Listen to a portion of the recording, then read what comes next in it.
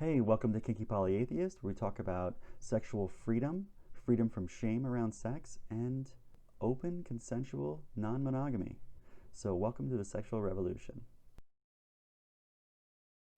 So in this episode, we're going to walk through what a poly relationship actually looks like and how it evolves over time, also how everyone does it differently.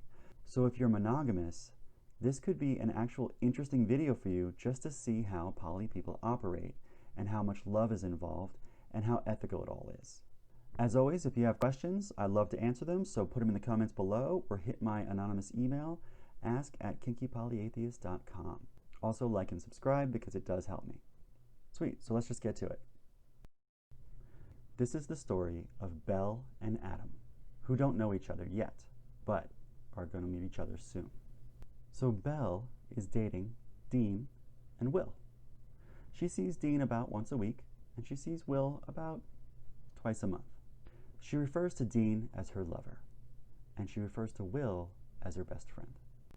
Now, Will is in a relationship with Jill and Frank. They're a triad. They all live together, and they've lived together for a few years. In this triad, Will happens to be bisexual, Frank happens to be bisexual, and Jill happens to be in a wonderful situation where she enjoys being with two men and also finds it incredibly attractive when the two men are with each other. Also, Will has a best friend outside the relationship, who is Belle, and they get together twice a month.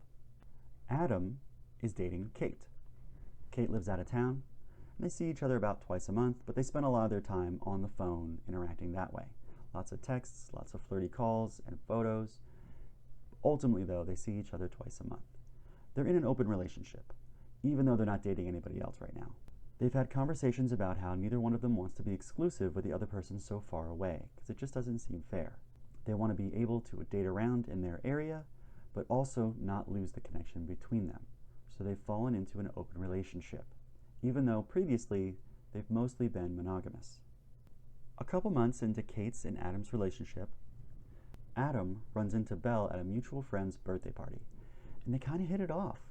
There's like a little bit of a spark there, there's a little bit of attraction, but they don't know where to go with it. Before long, though, they're hanging out about twice a week. So they've got an attraction, but they're not actually together yet. Adam really doesn't know if he wants to because he's used to monogamy, and Belle can sense that on him and is keeping him at a distance. Still, they have a lot of fun together, so they hang out a lot together, and there's some flirting going on. A couple weeks later, Kate breaks up with Adam because she feels like he's not giving any kind of real commitment, and deep down inside, that's actually what she wanted this whole time. Adam doesn't understand it. He thought they were being open and honest, but unfortunately, that's not what Kate wants to hear, and she breaks up with him. Adam is heartbroken, and it takes him 2 weeks to collect himself.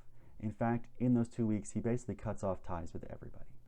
Once Adam recovers from the heartbreak and starts hanging out with friends again, he runs into Brad and Jen, and him and Jen instantly have a connection. There's an attraction there. Adam doesn't quite know what to do with it. As it turns out, Brad and Jen are actually in an open relationship, and they're dating another couple, Laura and Paul. They've been dating for a while now, so they see each other probably twice a month. Laura and Paul are also married and in a committed relationship. However, the four of them love to just get together, have a few drinks, fool around, have fun, have some good laughs, and also have some amazing sex, sometimes in the same room, sometimes in separate rooms. Jen also has a long-distance partner, Tom, who she's known for a long time, but he lives on the other coast, and they see each other about 3 times a year. After a few get-togethers, flirting, and lots of boundary setting, Adam and Jen hook up with Brad's blessing. Brad is in an exciting new spot where he's dating a woman who's married, and it's not a bad thing. And also, he doesn't have to do all the things you normally have to do in a relationship. He doesn't have to call her all the time or clean up the house or worry about bills, raise kids. None of that. Brad and Jen are a couple, and they handle all that together. Adam gets to interact with Jen for the pure joy of getting to know Jen, which is kind of amazing to Adam. Then one day, a twist of fate put Adam and Belle in the same bar at the same time, and they realized they had a connection that they let slip away. Now that Adam has seen a little bit of what poly can look like, he's a lot more open to Belle's situation. And the two of them decide to not let this opportunity slip past them again. Within 2 weeks, they're sleeping together, and this is on its way to be a very, very good relationship for both of them. Before long, they consider themselves together. This is what a poly relationship can look like. And everything in this example is consensual, ethical, non-monogamy. Adam and Belle are now together. They're a couple in an open relationship. That means that for them, they put each other first, they put time for each other first, but they also make time to be apart and be with other relationships. So take a look at Belle. Belle is now seeing Dean once a month. Belle's also seeing Will once a month. I'm going to back up a couple steps to show you what it used to be.